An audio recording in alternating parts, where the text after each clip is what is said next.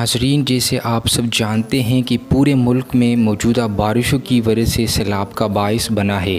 ایسے میں ہر طبقہ زندگی سے تعلق رکھنے والے امدادی کارروائیوں اور سیلاب زدگان کو ریسکیو کرنے اور ریلیف پہنچانے میں مصروف عمل اور سرگرم ہے، مگر الخدمت فاؤنڈیشن کے ایک پروجیکٹ اسٹریٹ چلڈرن پروجیکٹ کے بچوں نے سیلاب زدگان کے ساتھ جس طرح اپنی استطاعت کے مطابق مالی تعاون کی ہے وہ داد دینے کی قابل ہے۔ آج child protection project Alkhidmat foundation centres کے بچوں نے سیلاب سے متاثرہ علاقوں کے بچوں کے لیے اپنی طرف سے نقد چندہ الخدمت فاؤنڈیشن پر اعتماد کرتے ہوئے ان کے سپرد کی۔ بظاہر یہ تھوڑا مالی معاونت مگر بہت بڑا کام سر انجام دیا۔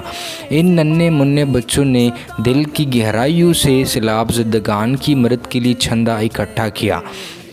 حدیث مبارک ہے، المسلم کالجسد، مسلمان ایک جسم کی مانند ہے۔ دوسری جگہ ارشاد مبارک ہے کہ مسلمان ایک دیوار کی مانند ہے۔ جسم میں ایک عضو پر اگر تکلیف ہوتی ہے تو سارا جسم لرزتا ہے۔ دیوار میں ایک اینٹ کی وجہ سے پورا دیوار تنزلی کا شکار ہوتا ہے۔ ایسی میں ایک جسم و ایک دیوار کا مسلمان اور اجتماعیت کا ساتھ تشبیہ دینے کا مطلب و مقصد یہی ہے کہ ایک مسلمان پر امریکہ و یورپ، مغرب و جنوب، عرب و عجم میں ظلم ہوگا، آفت ہوگی تو مشرق و شمال میں پاکستان و افغانستان میں مسلمان درد و آہن محسوس کرے گا، ظلم کے خلاف آواز اٹھائے گا، درد کو کم کرنے کی کوشش و سعی فرمائے گا، اور جب ایک ملک میں ایک وطن مسلمان پر مصیبت ہوگا تو ضرور پھر ہر کوئی غم محسوس کرے گا۔ حالیہ کے وقت میں خیبر پختونخوا اور عموماً پورے پاکستان میں پانی کی صورت میں ایک مصیبت چاروں طرف سے مسلمانوں کو گھیر رکھا ہے۔ ان مسلمانوں کی مدد کرنا، ان کے ساتھ ہمدردی کرنا اور درد و مصیبت میں ساتھ دینا ہر مسلمان کا فرض بنتا ہے۔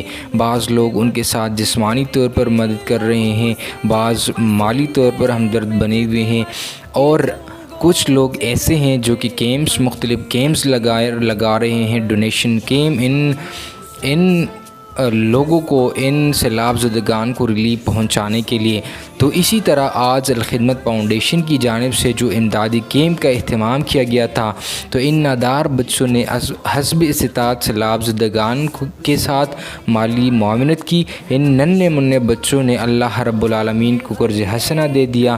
اللہ تعالیٰ ان بچوں کو جو کہ بے شمار معنویات صلاحیتوں کے مالک ہیں اجر عظیم عطا فرمائے، ان کے اسلوب و قلوب کو مزید بہتر صلاحیتوں سے نوازے، اور ان کے مربیین، ان کے تعلیم و تربیت و پرورش کے منتظمین کو مزید بہتر زندگی اور اچھی صحت عطا فرمائے۔ آمین یا رب العالمین۔